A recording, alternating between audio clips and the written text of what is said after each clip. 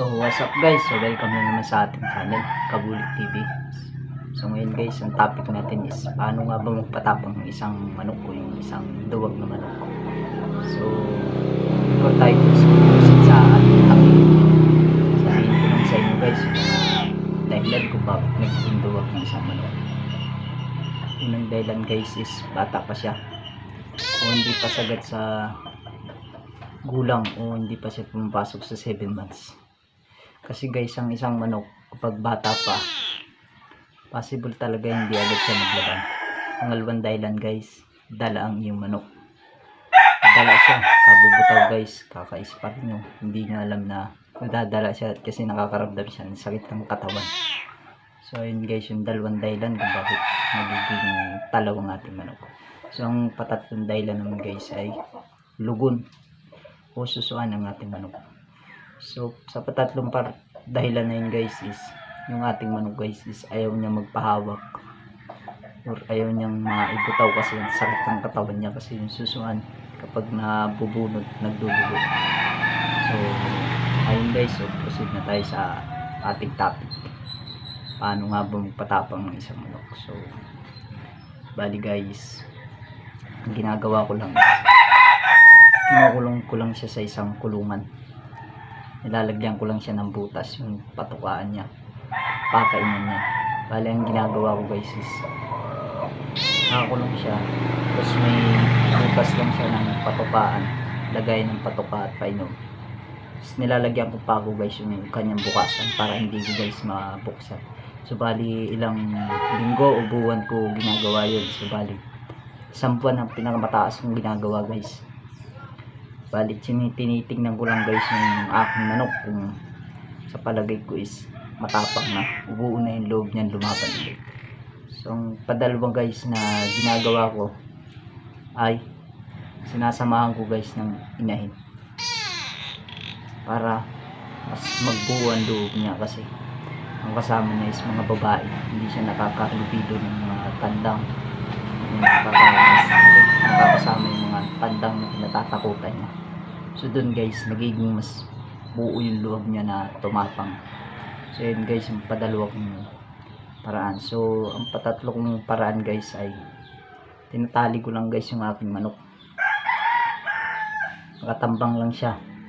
Hindi ko siya pinapakitaan guys nung manok na alam kong kinatatakutan niya. So bali guys, ang ginagawa ko, pinapakitaan ko lang siya ng manok, like for example guys, mga 4 months old, mga batang manok, napakita ko sa kanya, pinapagiri ko siya para maisip niya na siyang hari doon sa talian na yun.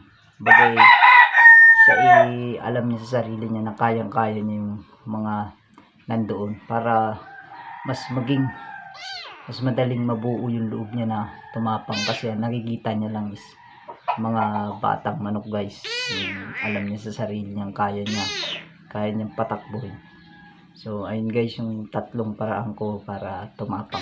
So ay guys, pakita ko sa inyo guys yung ano yung ba yung sinasabi ng tatlong paraan na yan. So ito guys, halina kayo.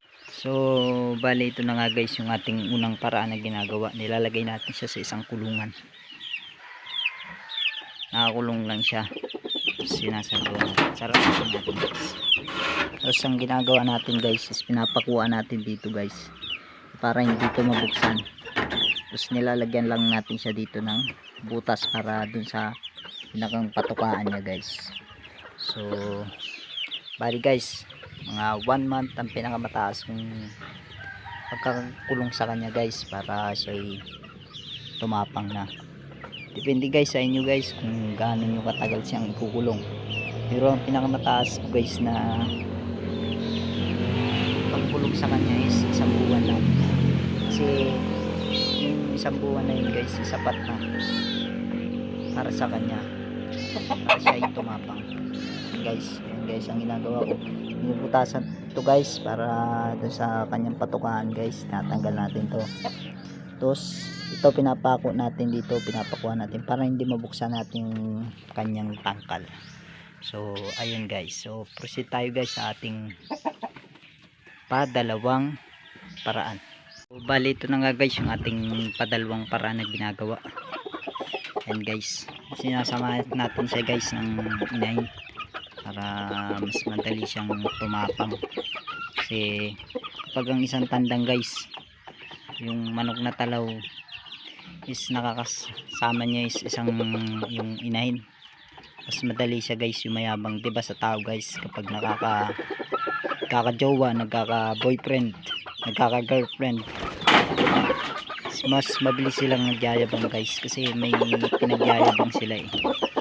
So ayun lang guys, bali sa ang ginagawa ko guys, kasi hindi ko sila kinukulong eh, bali nakalpas lang sila guys, layaw lang sila guys. Pero ang kasama lang ng ating tandang guys is yung mga babae guys. So ayun guys, so proceed na tayo guys sa patatlong paraan guys. So ito na nga guys yung ating patatlong paraan na ginagawa. So ang ginagawa natin guys is nakatali lang siya, tapos ang pinapakita lang natin sa kanya is yung mga alam yung kaya-kaya niya, katulad nito guys oh. Itong mga season na to, mga 2 months old, yan guys, yan lang yung ating pinapakita sa kanya.